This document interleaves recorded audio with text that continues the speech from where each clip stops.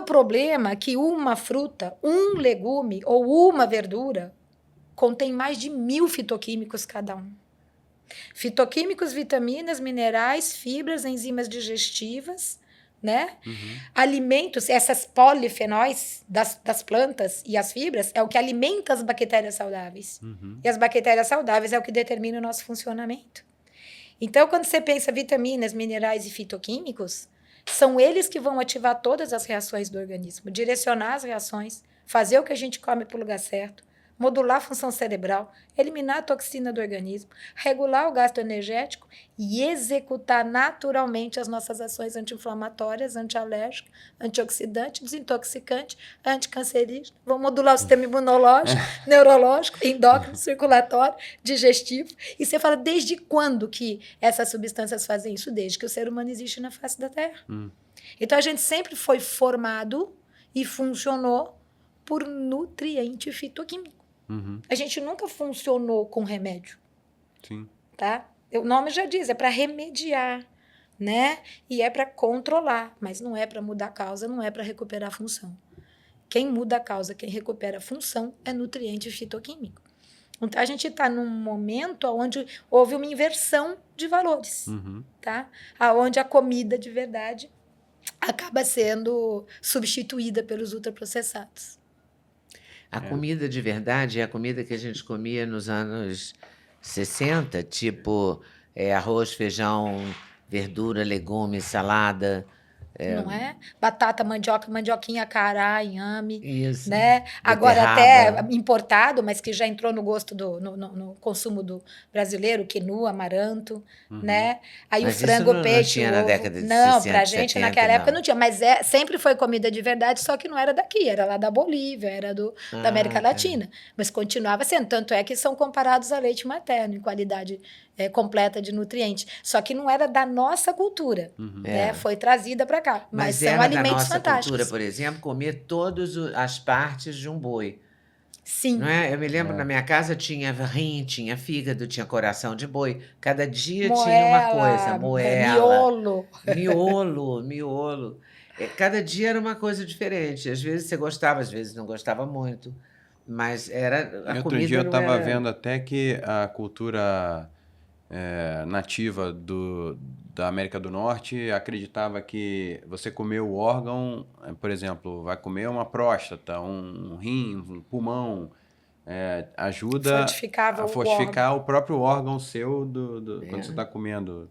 Isso faz sentido? Faz sentido, de certa De forma? uma maneira geral, não, né? Porque é a tal história. Você tem, de repente, alguns nutrientes que são mais específicos para produzir aquele órgão. Mas quando a gente pensa, até quando o pessoal fala em proteína, né? Você fala proteína, você precisa comer proteína, né? Quando você vai no restaurante, você escolhe alguma coisa, eles já olham para você e falam, e a proteína? Como se proteína fosse origem animal.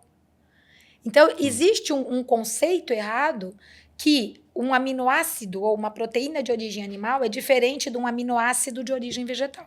E não é. É o mesmo, tá? Então, se você fala Por assim, exemplo, eu vou comer arroz, feijão e uma proteína. Meu amor, arroz e feijão salva o brasileiro. Por quê? Porque quando você junta arroz e feijão, você tem proteína completa igual de origem animal. Então, esse conceito... Mas a quantidade não é menor pelo peso e pelo também o carboidrato que vem junto? Então, normalmente a proteína animal da carne, por exemplo, tem mais proteína por grama ali, por peso. Ela é mais concentrada, concentrada, tá? Sem dúvida nenhuma, mas é menos biodisponível. Então, você para absorver um aminoácido, você tem que digerir. E normalmente as proteínas de origem animal, quando eu falo aquelas que o nosso organismo digere, carne, frango, peixe, ovo, eles precisam de muito ácido clorídrico e eles precisam de um meio muito adequado para ser digerido.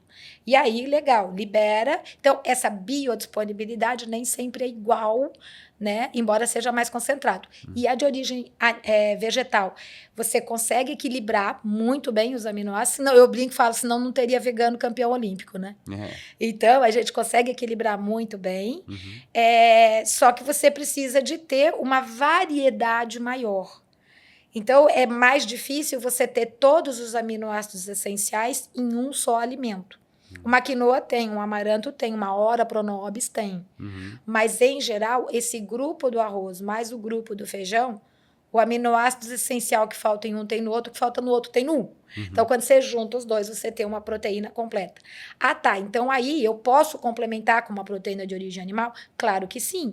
Agora, precisa ser 2 bifes desse tamanho?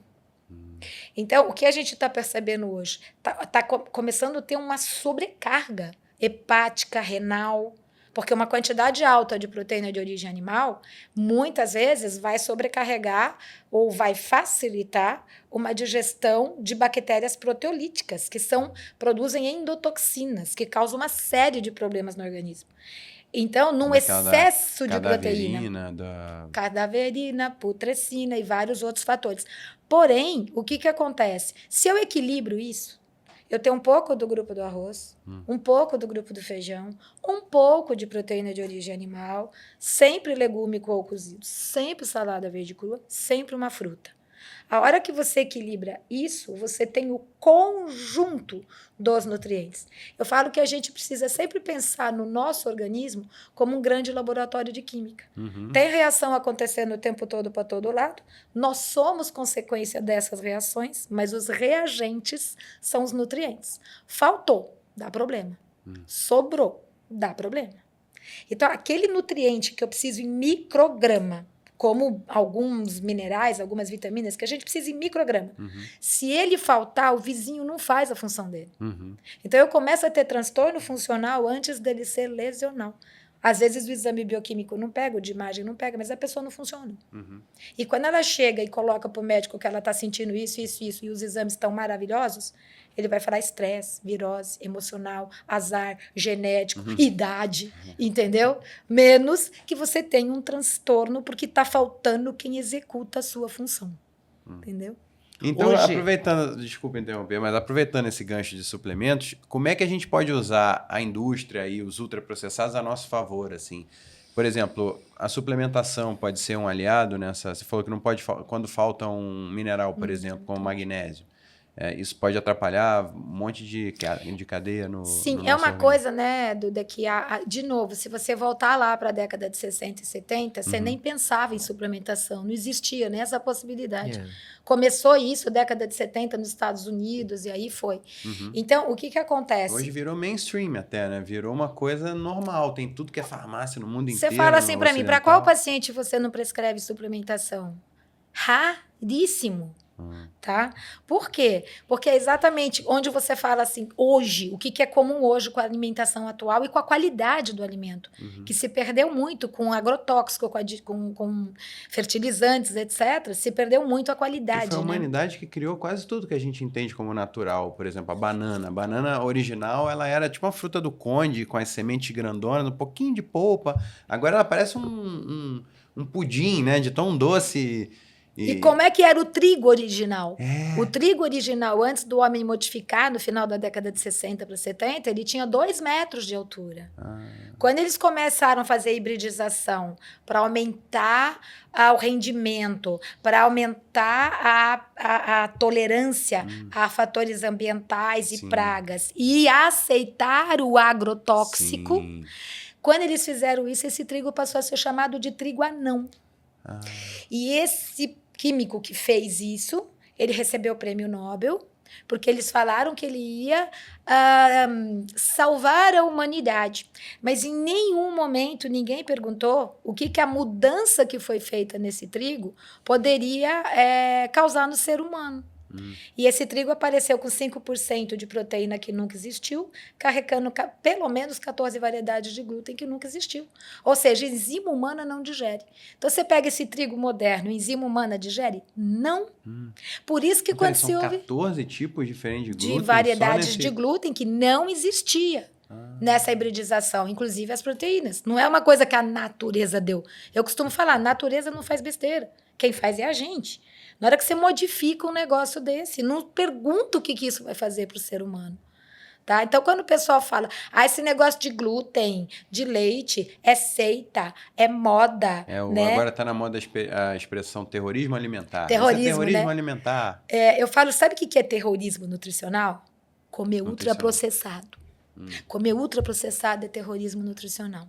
Porque o que a gente vê hoje é que as pessoas não vão ter deficiência de carboidrato, gordura e proteína. Raríssimo uma pessoa ter deficiência de macronutriente, porque até o ultraprocessado tem. Agora, quando você pensa em vitaminas, minerais, ômegas, fitoquímicos, é aqui, ó, para entrar em deficiência. Essa deficiência pode vir primeiro porque você não ingere a fonte. As pessoas não comem legume, verdura e fruta, quanto mais orgânico. Então, eu não estou comendo a fonte. Eu falo que a gente não aprendeu a fazer fotossíntese para viver de luz. Então, se eu não como a fonte, eu não tenho nutriente. Mas eu posso ter sim e não estar absorvendo. Por quê? Porque eu me entupo de líquido com a refeição. E aí, gostou desse corte? Gostei muito, mas eu acho que vocês devem assistir a entrevista completa, que está no YouTube, Leda Nagli, esperando por você.